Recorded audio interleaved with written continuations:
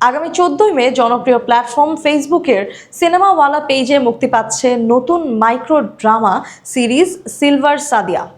মুক্তির আগে ঢাকার একটি অভিজাত ক্লাবে আয়োজন করা হয় সিরিজটির বিশেষ ভার্টিক্যাল স্ক্রিনিং, যেখানে উপস্থিত ছিলেন নির্মাতা, অভিনয়শিল্পী এবং আমন্ত্রিত অতিথিরা। সন্ধ্যা 7টায় প্রকাশ করা হয় সিরিজটির ট্রেলার, যা ইতোমধ্যেই দর্শকদের মাঝে কৌতূহল তৈরি করেছে। সিলভার সাদিয়া প্রযোজনা করেছে মায়ের দোয়া স্টুডিওস এবং পরিচালনা করেছেন মিরাজ হোসেন। সিরিজটিতে প্রধান চরিত্রে অভিনয় করেছেন সাদিয়া আয়মান। তার সঙ্গে আরও রয়েছেন অ্যালেন শুভ্র, ফারজানা ছবি এবং কামরুজ্জামান তপু। এছাড়া একটি বিশেষ চরিত্রে দেখা যাবে জনপ্রিয় কন্টেন্ট ক্রিয়েটর রাফসান দ্য ছোট ভাইকে। 15 পর্বের এই সিরিজের প্রতিটি পর্বের দৈর্ঘ্য মাত্র 3 মিনিট, যা বর্তমান সময়ে দর্শকদের দ্রুত কন্টেন্ট দেখার অভ্যাসকে মাথায় রেখে নির্মাণ করা হয়েছে।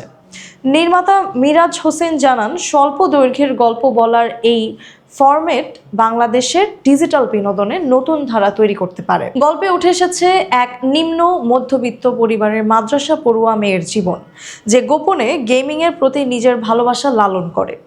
মায়ের নীরব সমর্থনে সে শুরু করে ইউটিউব লাইভ স্ট্রিমিং, যা ধীরে ধীরে তৈরি হয় তার নিজস্ব দর্শক গোষ্ঠী। মায়ের নীরব সমর্থনে সে শুরু করে ইউটিউব লাইভ স্ট্রিমিং আর ধীরে ধীরে তৈরি হয় তার নিজস্ব দর্শক গোষ্ঠী। কিন্তু একসময় বিষয়টি পরিবারের সামনে চলে এলে শুরু হয় দ্বন্দ্ব, আর সেখান থেকেই মোড় নেয় গল্পের নতুন দিকে। প্রযোজক নাজিম ফারহান চৌধুরী বলেন, সময়ের সঙ্গে গল্প বলার ধরন বদলাচ্ছে, আর সেই পরিবর্তনের অংশ হিসেবে এই মাইক্রো ড্রামা সিরিজ। সহ প্রযোজক এবং ক্রিয়েটর পুলক অনিল জানান, নতুন এই ফরম্যাটে কাজ করতে গিয়ে নানা চ্যালেঞ্জ এলেও তা সফলভাবে অতিক্রম করা গেছে।